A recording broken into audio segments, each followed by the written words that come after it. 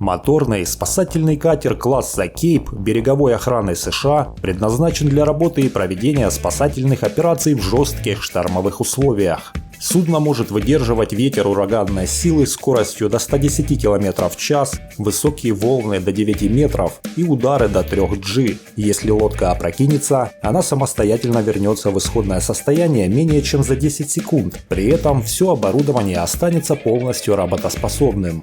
Работа в штормовом море является нелегкой задачей, поэтому экипаж часто проводит тренировки для поддержания готовности и необходимых навыков. Для максимального контроля 4 оператора судна могут управлять как с левого, так и с правого борта, как с открытой палубы, так и с ходовой рубки. В 2019 году береговая охрана США заключила контракт на $190 миллионов.